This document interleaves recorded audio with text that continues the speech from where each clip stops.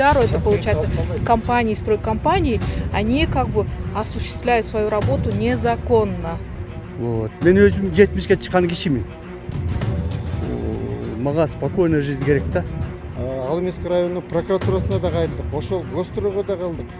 Когда была трансформация, вот эти участки, это под индивидуальные жилые дома были. Негизи разрешение бар. Кече көрсөткөн юристмен, чыңыздар азыр Жок, юрист. сиз кимсиз? Мен эч ким эмесмин. Жок, атыңыз ким?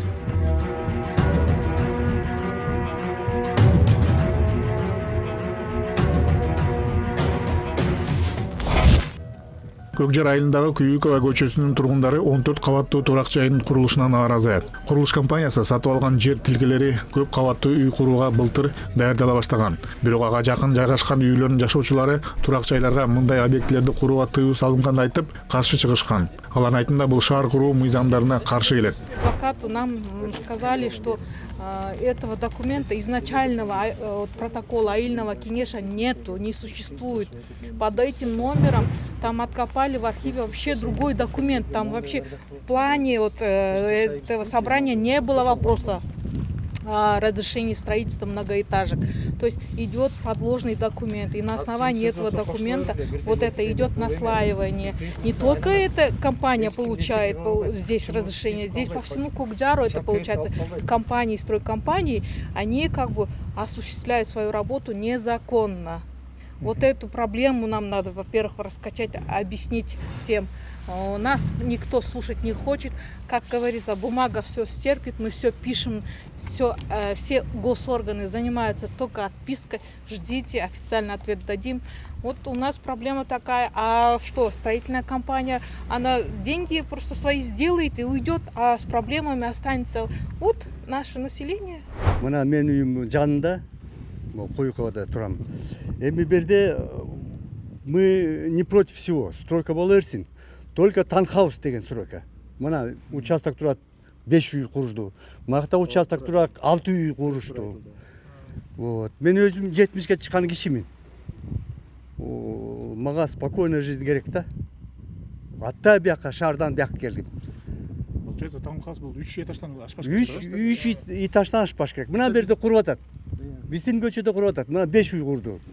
25 соток. Берде 6 үйдү курду. Менин жанымда 6 үй турат. Пожалуйста, устройте. 14 этаж это хаотично болуп атпайбы? Кто что захотел, тот и строит. Хаотично. Что блат менен кырып атабы, я не знаю, по блату делают или еще пробивают как-то, кылып атышат. Андай болбош керек. Хаотично болот. Проект болуш керек. 2023-жылы айылдын тургундары бош жерге көп кабаттуу үйдүн курулушу башталышы мүмкүн экенин билишкен. Бул боюнча облустук акимчиликке, акимге жана мамлекеттик курулуш агенттигине кайрылышкан. Ведомстволордун өкүлдөрү бул аймакка мындай курулуштарга тыюу салынганын билдиришти. Кошумчалай кетсек, 2024-жылдын март айынын башында аталган бөлүмдөрдүн өкүлдөрү жана тургундардын катышуусунда айылда көчмө комиссия болуп өткөн. Бул негизи бул проблеманы биз азыртан эле пайда болгон жокпуз. 2 жыл мурун ушул көйгөйдү биз губернаторго да айтканбыз. Эменин райондун акимине да кайрылдык. Алымеск районунун прокуратурасына да кайрылдык. Ошол Гостройго да калдык. Ошол жерде 3 выездной собрание болду. 3 выездной собрание болгондо ошол жерге келип баары убит этип, даже кагаздарын берип кеткен, берген никакой строительство болбойт. Бул секторда деп. Ишенбесеңер, Гостройдун өзүнө барып да сурасаңар болот. Орунтаевдин өзү да айткан, даже Мадиева көчөсүнөн бияка 150 метр вообще болушу мүмкүн эмес строительство деген. Ана тем не менее ага карабай эле кетти, олар эми азыр биздин частный территория деп өткөндө сыртка ташып аткан. Эми азыр монтип жаап алып, ичинде монтип казып, вообще акмагыбызды чыгарып атат да. Негизи мындай болушу мүмкүн эмес. Анан өткөндө бизге Гостройго кайрылганыбызда негизи бул объектти жаап салган. Да, жители следке туура экен. Анткени берги стройка многоэтажный дом болбойт экен деп. Бирок каким-то образом 2 айдан кийин булар через прокуратура давить этип эмесин алып алып, кайда разрешение деп, бир кагазды көрсөтүп алып, кайра вазамит этти да бул. Бул негизи 3 жол отурум болгон бу жерде. Анан биздин угушубуз боюнча бул секторда, немелде, село Кокжарда многоэтажный домдун генпланы жок, так как утвержденный. Анткени генплан болуш үчүн, бул отурум болуш керек, слушание болуш керек, анан протокол болуш керек. Анан кийин элдин үнүн угуш керек. Анан кийин генплан чыйлет да. Анан мындан келип эле 4 адам подлог документин жаза алып эле, бул биздин угушубузча, бул элдин өзүнүн айтышы боюнча бул негизи бул именно генплан, бул подлог болгон, коррупционный схема болгон. Мен муну ачык эле айтып кете алам мен. Бирок үстүбүздөгү жылдын июнь айынын башталышында бош жаткан жердин айланасы тосулуп, көп кабаттуу турак жайдын пайда болуна чуңкур казыла баштаган. Тургундардын айтымында Алим Капиталстрой курулуш компаниясы прокуратура аркылуу объектти курууга уруксат алганын белгилүү болгон. Буга нааразы болгон тургундар башкы прокурорго коллективдүү кат менен кайрылышкан. Эскерте кетсек, ушул жылдын июнь айында мамлекеттик курулуш агенттиги өзүлөрү келип курулуп жаткан объектини жаап кетишкен. Ушул тууралуу биз мамлекеттик курулуш агенттигине кайрылганбыз. Тилекке каршы жоопсуз калдык.